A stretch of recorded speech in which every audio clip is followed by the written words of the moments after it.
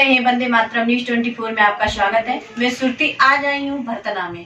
भरतना के नगर पालिका के अध्यक्ष जी से मिले और उनके साथ बात करने से पता चलेगा कि पर्सनल आने वाले समय में विधानसभा का चुनाव आ रहा है और पर्सनल सैयद सर की क्या तैयारियां चल रही हैं इस बार विधानसभा के चुनाव में।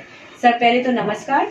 नमस्ते सर ये बताएं कि इस बार विधानसभा के चुनाव में वैसे तो आप सपा के कार्यकर्ता हैं और सपा से जिला चेयरमैन ही हैं, तो सर इस बार पर क्या तैयारियां चल रही है समाजवादी पार्टी की और पर्सनल आपकी?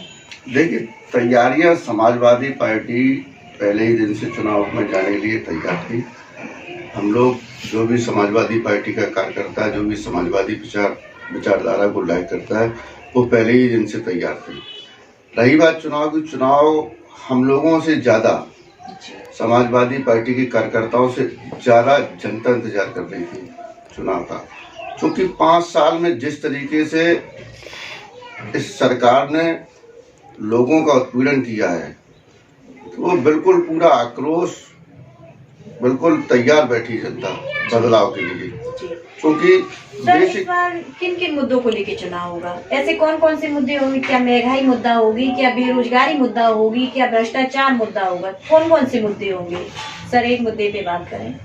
देखिए, मुद्दे तो जनता के हैं। जनता का मुद्दा है आज का युवा नौजवान बेरोजगार घूम रहा है, नौकरियां नहीं है। जनता का मुद्दा है कि क्या हम आपको बताएं, मैंने कई ऐसी तस्वीरें देखी हैं इस सरकार में, इस वर्ष तो नहीं, पिछले वर्ष का मैं आपको एक किस्सा बताता हूँ।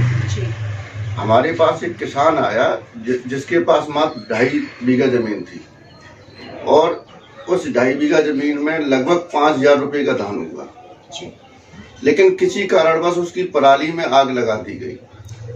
लेखपाल ने FIR कराई और FIR में उसके बेटे को, किसान के बेटे को पुलिस ले गई।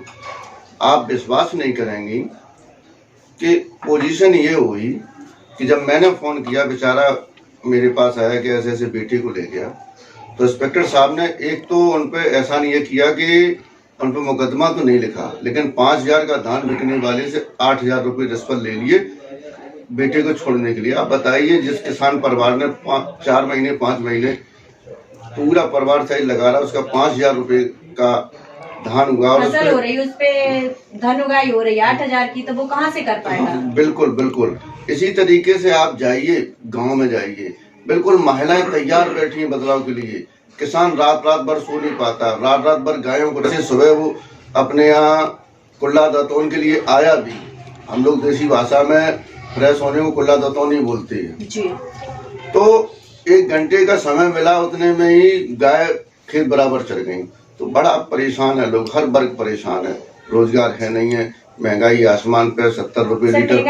महंगाई को लेके आप क्या कहना चाहेंगे? 70 रुपए वाला तेल, सरसों का तेल 200 रुपए का हो गया। वो भी तब हुआ जब फॉर्चून और माकोस जैसी माकोस रिफाइंड जिस दिन बाबा रामदेव ने खरीदी, उसी दिन 3 गुनी हो गई। अब पता नहीं क्या क्या नीतियां हैं, गरीबों के लिए कुछ है नहीं है, केवल राशन को ही विकास समझते हैं। क्या अगला मुद्दा भ्रष्टाचार होगा? भ्रष्टाचार को लेके आप क्या कहना चाहेंगे? देखो हाथरस की बेटी के साथ क्या हुआ। नहीं, बिल्कुल बिल्कुल ऐसी कई हाथरस की बेटियां नहीं, चाहे हाथरस कांड लो या उन्नाव कांड लो या गोरखपुर का गुप्ता जी वाला कांड लो, कार्रवाई नहीं होती है, पता नहीं क्या करती है। सर इस बार विधान जैसे इस सत्ता में सरकार अपनी आती है समाजवादी पार्टी की, तो आप जनता के बीच क्या विकास कार्य लेके जाएंगे? देखिए, समाजवादी लोग जो कहते हैं वो करते हैं, और माननीय राष्ट्रीय अध्यक्ष अखिलेश यादव जी ने पिछली सरकार में जो भी घोषणा पत्र में जनता के लिए लिख के दिया, उससे ज्यादा किया। राष्ट्रीय अध्यक्ष अखिलेश यादव जी ने कहा है कि 300 यूनिट बिजली फ्री देंगे, तो 100% देंगे। राष्ट्रीय अध्यक्ष अखिलेश यादव जी ने कहा कि जरूरतमंद और गरीब लोगों को 2 सिलेंडर साल में फ्री देंगे, तो देंगे। पिछली सरकार में 55 लाख। योगी जी ने भी तो दिए सिलेंडर फ्री। नहीं, सिलेंडर नहीं दिए फ्री। उज्ज्वल योजना के तहत सिलेंडर फ्री दिए योगी जी ने, सिलेंडर और चूल्हा जी। उन्होंने कनेक्शन तो जरूर दिए, लेकिन 350 को सिलेंडर उसको 1,000 कर दिया, सब्सिडी नहीं दी है। दूसरी चीज, चूंकि राष्ट्रीय अध्यक्ष जी ने जो कहा वो करते हैं, निश्चित 100% करते हैं।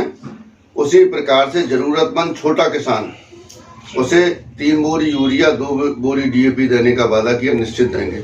पिछली सरकार में 55 लाख परिवारों को समाजवादी पेंशन के रूप में 500 रुपए पर महीना मिलता था। इस बार वही 1500 रुपए होगा। जिन युवाओं को रोजगार नहीं दे पाएंगे, जब तक रोजगार नहीं देंगे तब तक रोजगारी भत्ता भी देंगे। सर, आप अपनी क्षेत्र की जनता व नगर पंचायत की जनता व ग्राम वासियों को क्या संदेश देना चाहेंगे इस बार वोटिंग मतदान के बारे में? देखिए, 5 वर्ष में अपना भविष्य चुनने का मौका मिलता है। हर व्यक्ति को वोट अवश्य करना चाहिए और अपनी जरूरतों के हिसाब से करना चाहिए। आम जनता को जहां लगे कि नहीं, ये पार्टी, ये विचारधारा से हमारी शिक्षा है, रोजगार है, दवाई है, पढ़ाई है, कमाई है, इस विचारधारा से व्यवस्था हो सकती है, उसको जरूर वोट करना चाहिए। और मेरा निवेदन है, क्योंकि पिछली 5 साल में बहुत बड़ी बात ना कहते हुए केवल इतना कहूंगा, मेरी नगर में अखिलेश यादव जी की सरकार में एक लगभग 50 से 60 करोड़ रुपए लागत से एक ओवरब्रिज बन के तैयार हुआ था।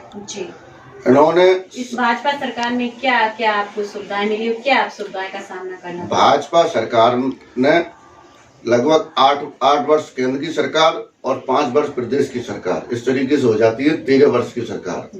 एक 300 मीटर का रास्ता नहीं बनवा पाई। और विशेष बात मैं आपको ये बता दूं, जो इससे अभी मौजूदा समय में जो विधायक हैं वो भारतीय जनता पार्टी की हैं और लगभग उनको 80 से 82 हजार वोट मिले थे। उस 82 हजार वोट में लगभग 15 से 17 हजार वोट मेरे नगर भरतना के थे। इस हिसाब से लगभग 20% उनकी विधायक निधि पे भरतना नगर का अधिकार था। लेकिन विधायक और सांसद दोनों होने के बाद भी एक 300 मीटर की सड़क की व्यवस्था नहीं कर पाएंगे, तो ये क्या करेंगे? दूसरी बात, लगातार संघर्ष किया माननीय सांसद महोदय ने, जो इस समय माननीय रामशंकर कठेरिया जी सांसद है हमारे यहाँ से इटावा से, उन्होंने एक आश्वासन दिया था भरतना नगर की जनता को कि कई ट्रेनें रुकवा देंगे। लेकिन दुर्भाग्य हमारी भरतना नगर का है कि कई ट्रेनें ना रुक के एक भी ट्रेन नहीं रही सारी चली गई। ट्रेन की बढ़ोतरी तो हुई नहीं, बल्कि जो थी वो भी चली गई। आप समझिए, गरीब आदमी पैसेंजर में चलता है, बिल्कुल। जैसे भरतना से चढ़ना होता है, दिल उतरना होता है, या इटावा या दिव्यापुर, घसारा, छल्दा, लेकिन चल कौन रही? राजधानी, गोमती, जो भरतना को लाभ बिल्कुल नहीं मिल रहा है। भरतना जैसे कई स्टेशनों पर नहीं मिला, क्योंकि राजधानी और गोमती तो अमीर लोगों की ट्रेन है, गरीबों की नहीं है। गरीब शायद हो सकता है भारतीय जनता पार्टी की नजर में गरीब हो ही नहीं, गिनती में नहीं हो, जबकि उनके ये आंकड़ा कहते हैं कि हिंदुस्तान की 80% जनता गरीब है।